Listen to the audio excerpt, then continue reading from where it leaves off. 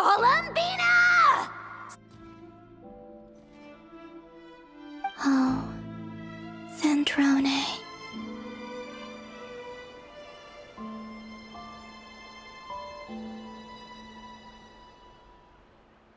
So that was her way of trying to be friends with me.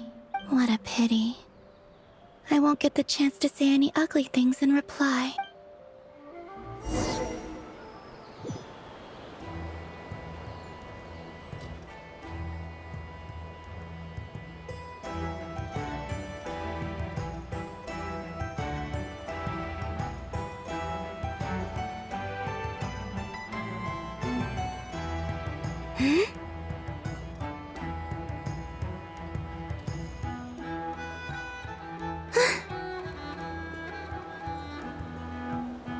Hey, have you decided what to give her for Moon Prayer Night? I sure have.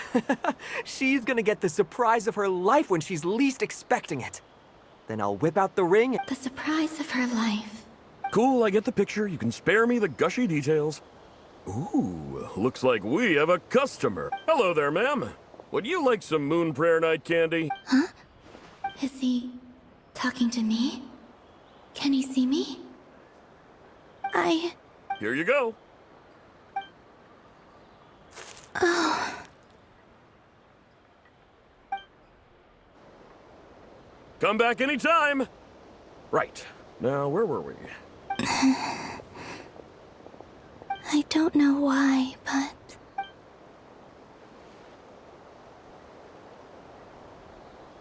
The most important thing right now is to find that mage. This name thing seems super important too, but where do we even start looking? I'd better go pay the Fatui a visit.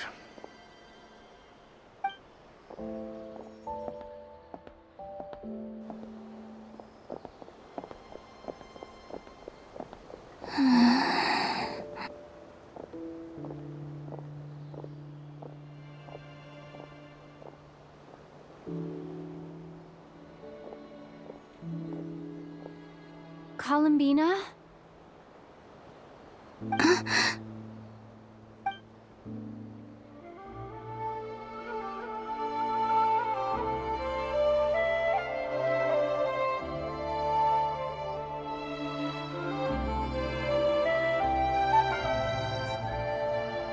Traveler? Let's go! This is no time to be spacing out!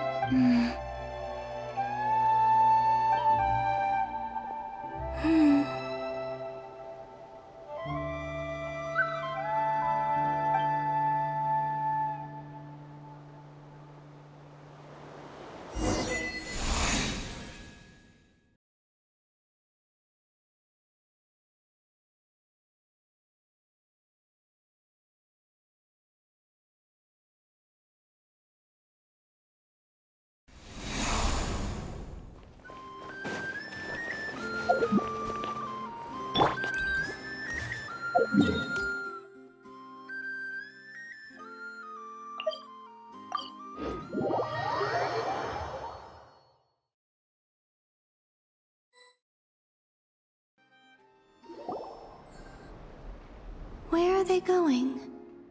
They mentioned a mage and... a name? So, Mr. Varka, are you acquainted with this Nicole? Or should I call her Mage N? Not really. We've never met, though she has come up in conversation. From what I've gathered, Alice kinda took Nicole under her wing. Taught her how to speak in a more ladylike fashion, that kind of thing. Huh. Hard to imagine Alice as an etiquette coach. Yeah. Alice is a larger-than-life personality, I'll give you that.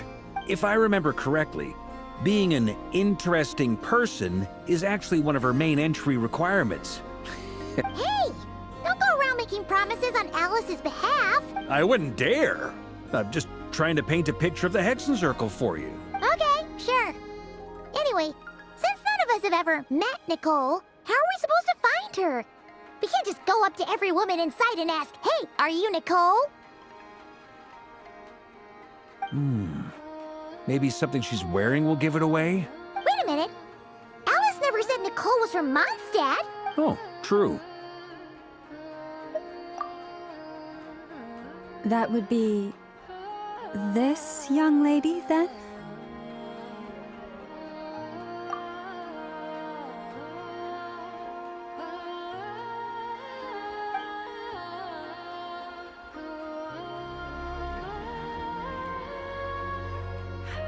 Hey there!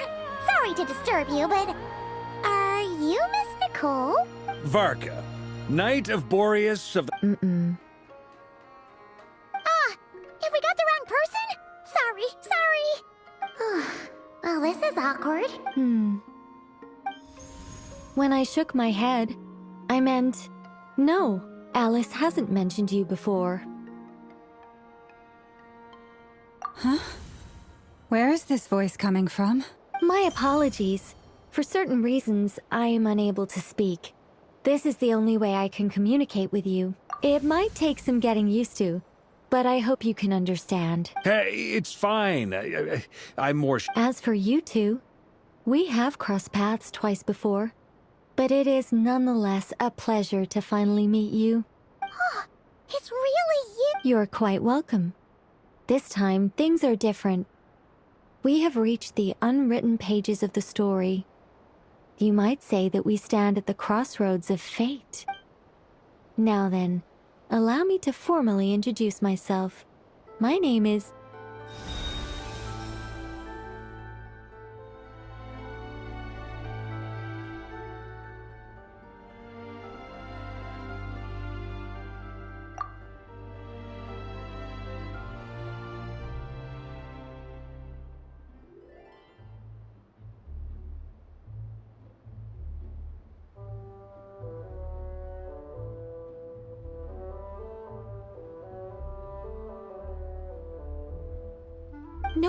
No, stop! Alice! I can't believe it!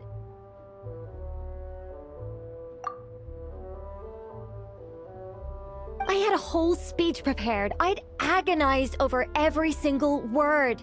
She always picks the worst moments to ruin other people's plans. I'm so sorry about that. Alice took the liberty of devising some bespoke self-introduction magic for each member of the Hexen Circle. But I could have sworn I deleted all of the triggering conditions for... This is a very different side of Nicole than what we're used to. Don't worry about it. We've seen that introduction magic once already. Please go on, Miss Nicole. We'd love to hear what you have to Huh? Are they talking to this lady? But... Will you all promise to forget that horrendously embarrassing... Sorry? Embarrassing? When?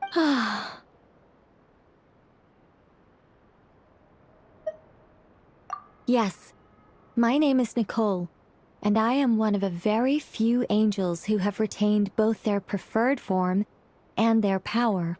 The Traveler and Paimon should be no strangers to this concept. There is another of our kind in Natlan. They call her the Lord of the Night. Alright! Paimon remembers her. Yes.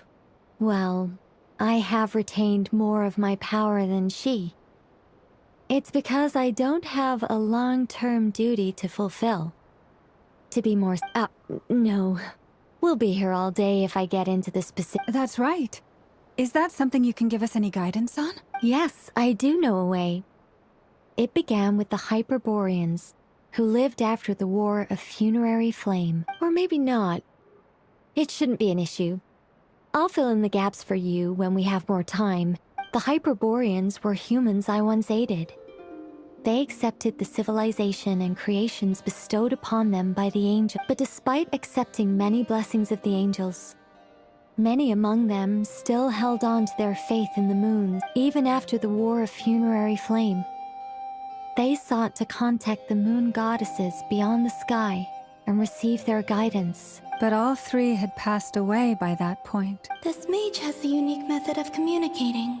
Yes, but they did not know.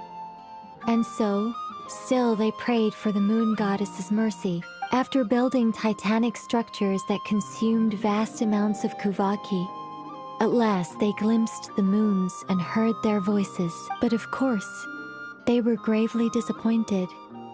Oh, that's so... It is.